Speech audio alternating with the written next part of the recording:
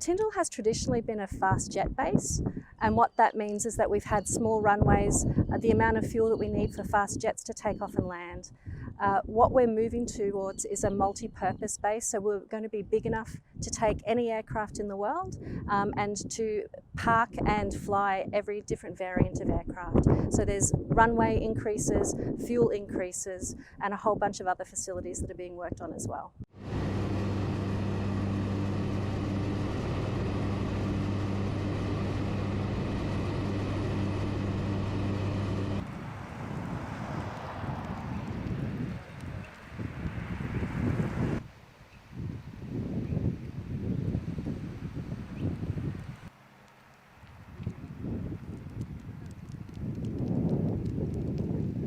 So we're not focusing on particular aircraft, we're making sure we're able to facilitate all aircraft. Obviously the US is a key partner in the infrastructure works that we've got going on, and they're building facilities that will meet the needs of all of the ranges of aircraft that they provide.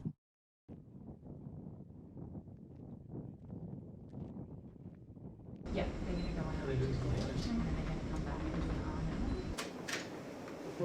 702 cross 110 cross 500 visual 02 702. Yeah.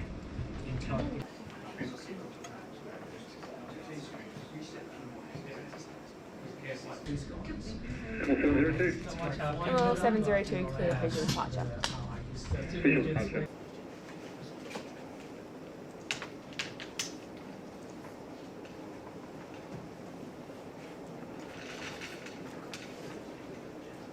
Tyndall is geographically really important.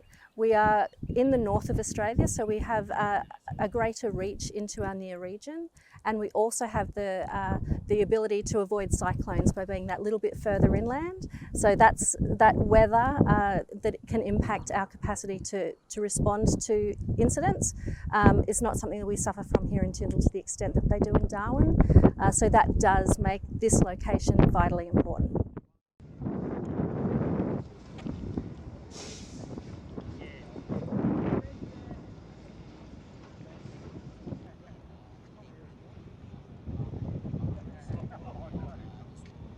Working up here in the NT does definitely pose some problems getting plant, people and equipment up here and to stay here.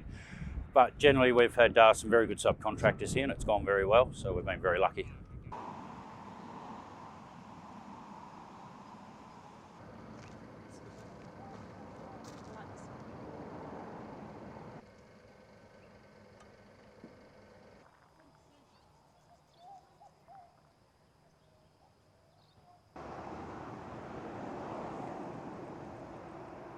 It doesn't make any sense to us that they develop the land, because you know, we've been fighting land rights since '75. We won land in the Darwin, you know, on land that was suburban of Darwin, suburb of Darwin, and the defence. We won a land claim in the defence area. You know, and you know, I mean, it's a practical argument now that, you know, we should be successful in this, having defended our land through those policies and laws and customs that's provided by the government. So, you know, we should be able to maintain our land, and that they, being developers, go south.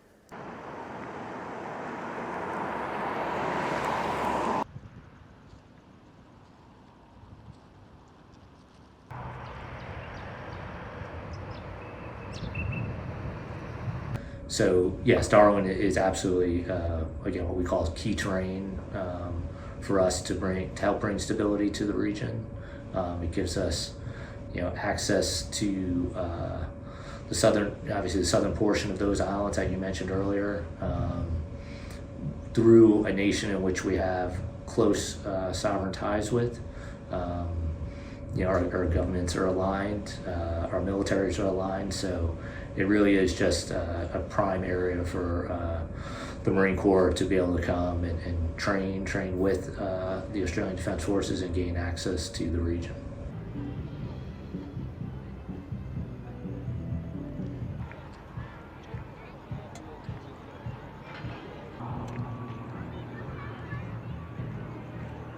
So in support of our, my rotational force and future rotations, the United States paid to have larger fuel storage put in place at RAF Darwin in support of our aviation assets, as well as that's done. And then the next project is to expand the parking apron for the MV-22 Ospreys to give them more space in and around the busy airport that is Darwin and RAF Darwin.